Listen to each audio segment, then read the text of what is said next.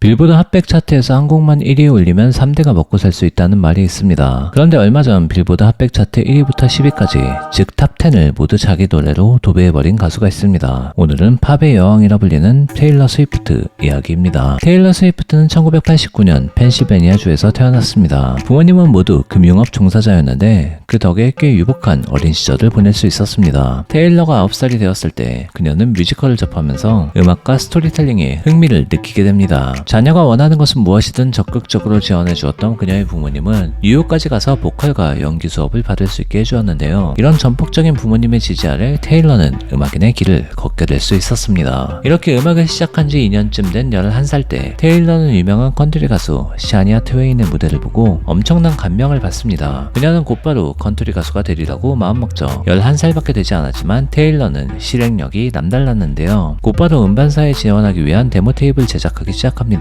본인이 좋아하는 컨트리 곡들을 커버해서 녹음을 했는데요. 녹음을 마친 뒤 테일러는 이 정도면 바로 여러 음반사에서 자신을 영입할 것이라 생각하며 자신감을 안고 내시빌로 떠납니다. 영화의 중심이 LA, 금융의 중심이 뉴욕이라면 컨트리의 중심지는 내시빌이었기 때문이죠. 하지만 현실은 이상과 달랐습니다. 많은 레이블의 오디션을 다녔지만 그녀와 계약하겠다는 곳은 단 한 곳도 없었습니다. 테일러는 빈손으로 돌아와야 했죠. 집으로 돌아온 그녀는 곧바로 왜 자신이 안 되었는지 분석에 나섭니다. 곰곰이 생각한 그녀는 자신이 이번 오디션 투어에서 잘 되지 않았던 이유는 탈인간급의 가창력을 가지고 있는 것도 아닌데 다른 가수들의 커버를 불렀으니 별다른 매력이 없었다는 점을 파악합니다. 그래서 그녀는 이제 작곡과 작사를 직접 해서 차별화를 만들어야겠다고 생각하죠. 테일러는 컨트리 음악의 필수품인 기타도 배우고 작곡과 작사를 배워 자작곡을 꾸준히 만들어갑니다. 그리고 그녀는 다시 한번 내시빌 티켓을 구입하는데요. 당시 내시빌에서는 대형 레코드사인 RCA 레코드에서 주최하는 쇼케이스가 있었습니다. RCA 레코드를 거치거나 현재도 활동 중인 유명 가수는 브리트니 스피어스, 샤키라, 저스틴 팀벌레이크, 알리시아 키스 등 수도 없이 많습니다. 이 쇼케이스에서 테일러는 본인의 자작곡으로 무대를 펼쳤는데요. 성공적으로 무대를 마친 그녀는 RCA와 계약하는 데까지 성공했죠. 이렇게 테일러가 가능성을 보이자 아이 테일러의 부모님은 내시빌로 이사를 오게 됩니다. 테일러는 카페나 펍에서 공연을 하며 다양한 음악인들과 교류했고 풍부한 경험을 쌓아갔죠. 하지만 경험과 실력이 늘어가는 것과는 달리 앨범 발매는 계속 미뤄졌는데요. 소속사는 테일러가 컨트리 가수로 데뷔하기에는 아직 너무 어리다며 앨범 발매에 있어 테일러와 계속해서 의견 충돌을 가지게 됩니다. 결국 지친 테일러는 소속사를 나오는 결단을 내리는데요. 그녀는 다른 곳에서 기회를 잡기 위해 업계 사람들이 모이는 행사에 참여하게 됩니다. 그곳에서 그녀는 대형 음반사에서 일하던 스캇 보셰타의 마음을 사로잡습니다. 하지만 스캇은 당시 대형 음반사에서 나와 소규모 레이블을 차린 상태였죠. 직전까지 대형 레이블과의 계약만 생각했던 테일러는 고민에 빠지게 되는데요. 무조건 규모가 크다고 좋은 것이 아니라는 것을 깨달은 테일러는 스캇을 믿고 그의 신생 레이블과 계약하기로 하죠. 오히려 자신을 전폭적으로 지원해주고 앨범을 내기에 좋을 것이라 생각한 건데요. 테일러는 곧 자신의 첫 싱글 팀 맥그로우를 발매합니다. 이때가 2006년 그녀의 나이는 18살이었습니다. 이 곡은 곧바로 빌보드 핫 컨트리송 차트 6위까지 오르며 테일러를 특급 신인으로 만들었습니다. 그리고 4개월 뒤 발매한 첫 앨범 테일러 스위프트는 컨트리송 차트에서 1위를 차지했고 빌보드 전체 차트에서도 5위를 기록하며 엄청난 인기를 끌었습니다. 전 세계적으로는 인지도가 떨어져도 미국에서 컨트리송은 가장 인기 있는 장르 중 하나입니다. 마치 우리나라로 치면 트로트 같은 장르라고 할 수 있는데요. 한때 나이가 있는 가수들만 트로트를 부르던 시기에 장윤정이나 홍진영 같이 젊은 여성 가수들이 트로트계에 새로운 바람을 일으키며 엄청난 인기를 끌었던 것처럼 컨트리 장르도 정형화된 이미지가 있었습니다. 카우보이 모자에 청바지를 입은 중년 남자가 바로 컨트리송의 이미지였죠. 그런데 18살밖에 안 된 풋풋한 소녀가 컨트리송을 부르는 모습에 기존의 컨트리 팬들은 신선한 매력을 느끼게 됩니다. 거기다 가사는 10대 소녀의 감성이 그대로 담겨지면서 컨트리를 좋아하지 않던 어린 나이의 팬들에게도 공감을 얻는데요. 이 집을 내면서 테일러의 인기는 말 그대로 치솟습니다. 빌보드 차트 1위를 달성한 것은 물론 그의 앨범을 가장 많이 판매한 가수가 되는데요. 거기다 그래미 어워드에서도 대상급에 준하는 올해 앨범상을 최연소로 수상하게 됩니다. 하지만 큰 성공 뒤에는 언제나 헤이터들이 있기 마련입니다. 몇몇 비평가들은 테일러가 공동 작곡, 공동 작사한 곡에 대해서 의문을 제기했습니다. 공동 작업자의 이름만 올려놓고 사실 작업은 다른 사람이 다 한 것 아니냐며 이미지 메이킹이 만든 싱어송라이터라고 신랄하게 비판했죠. 그러자 테일러는 이에 대해 반박하는 대신 음악으로 답합니다. 3집을 내면서 모든 곡을 혼자서 작사 작곡하는데요. 이 앨범 역시 빌보드 차트 1위를 찍으며 스스로 최고로의 능력을 증명해냈습니다. 이때 테일러는 투어 공연을 하면서 한국에 오기도 했는데요. 컨트리 음악의 특성상 한국에서는 인지도가 많이 없어서 지하철을 탔는데도 아무도 그녀를 알아보지 못했다는 안타까운 이야기가 있습니다. 컨트리 장르에서 정상을 찍은 테일러는 너무 뻔한 가수가 되지는 않을까 걱정합니다. 그래서 4집부터는 팝적인 요소를 더 많이 섞기 시작하는데요. 이때부터 세계적으로 인기를 얻게 됩니다. 그러자 5집은 아예 장르를 팝으로 바꾸는 대대적인 변화를 주는데요. 역시 대박을 칩니다. 본인의 앨범 총 판매량 기록을 깨고 빌보드 차트 1위에 또 올라서고 그래미 어워드에서도 올해 앨범상을 두 번째로 수상했죠. 이렇게 승승장구하던 테일러에게 시련이 닥칩니다. 시작은 카니로부터였습니다. 원래 카니와 테일러는 그렇게 좋은 사이가 아니었습니다. 2009년 MTV 시상식에서 테일러가 상을 받아 수상 소감을 발표하는데 갑자기 카니가 무대에 난입해 사실 이 상은 비욘세가 받았어야 한다는 말도 안 되는 난동을 부렸던 일이 있었는데요. 이 말도 안 되는 일이 잊혀질 때쯤인 2016년 카니는 자신의 곡 페이머스에서 테일러를 디스합니다. 그리고 나서 이게 사실 테일러와 짜고 친 고스톱이었다고 이야기하죠. 테일러는 아니라고 부정합니다. 하지만 카니와 킴 카다시안은 테일러가 이 디스 가사에 동의했다는 불법 녹취록을 언론에 공개하죠. 심지어 한참 뒤에 이 녹취록은 짜집기로 사실이 아닌 것까지 판명났지만요. 하지만 여론은 테일러를 거짓말쟁이라고 몰아세우고 테일러는 이 기간이 매우 힘들었다고 밝혔는데요. 원래 2년마다 앨범을 내던 테일러였지만 멘탈에 금이 가면서 앨범 발매가 늦어지게 됩니다. 그래도 마음을 잡고 3년 만에 6집으로 돌아오게 되는데요. 원래는 맑고 청량한 음악을 보여주던 테일러였지만 심경의 변화 때문인지 다크한 분위기의 음악이 줄을 잃었습니다. 뭐 그래도 당연하게 빌보드 차트 1위를 달성하면서 뭘 해도 된다는 이미지를 심어주었죠. 6집의 대대적인 성공으로 트라우마를 금융치료로 극복한 테일러는 계속해서 역사를 써나가기 시작합니다. 그래미 어워드에서 올해 앨범상을 한 번 더 수상하면서 그래미를 3번 수상한 최초의 여가수라는 타이틀을 얻고 가장 오랫동안 빌보드 차트 1위를 달성한 여가수, 빌보드 핫백 차트에 가장 많은 곡을 올린 여가수 등 온갖 기록을 세웠습니다. 최근 발매한 10집은 핫백 차트에서 1위부터 10위까지를 모두 차지하기도 했죠. 이렇게 계속 인기가 많으면 팬들에게 소홀해질 수도 있을 텐데요. 테일러는 팬들을 엄청나게 잘 챙기는 걸로도 유명합니다. 팬의 결혼식 뒤풀이에 몰래 방문한 적도 있고 심지어 깜짝 선물로 축가를 불러준 적도 있다고 하는데요. 이외에도 형편이 어려운 팬의 학비를 내주기도 하고 자살을 시도한 팬에게는 직접 편지를 써주는 등 수많은 미담을 만들어내고 있습니다. 이렇게 팝 음악 중심에 있는 테일러 스위프트의 재산은 약 5천억 원입니다. 사실 수혜거들이라면 알겠지만 이렇게 아무리 많은 돈을 번다는 미국의 셀럽들도 이 정도의 재산을 가지고 있다면 대부분 자신의 영향력을 이용해 새로운 사업이 성공한다거나 투자에 성공한 경우가 대부분인데요. 테일러의 재산 축적의 대부분은 그녀의 본업인 음악을 통해서 이뤄졌습니다. 빌보드 핫백 차트를 줄세우는 만큼 스트리밍 수입은 물론이고 그녀가 한번 월드 투어를 나서면 웬만한 기업 수준의 수익을 올리는데요. 일례로 6집 발매 후 실시한 투어에서 53회 공연하면서 테일러는 약 4,200억 원에 달하는 수익을 올렸습니다. 공연 한 해당 평균 수익이 약 80억으로 역대 여가수 중 1위에 해당하는 금액입니다. 심지어 테일러의 고양이인 올리비아 벤슨마저도 1,200억 원의 수익을 올렸다고 하는데요. 이 고양이는 세계 3위에 부유한 애완동물로 올라와 있습니다. 테일러의 뮤직비디오나 콜라 광고에 출연하면서 수익을 올렸다고 하네요. 왜 고양이가 나보다 많이 벌지?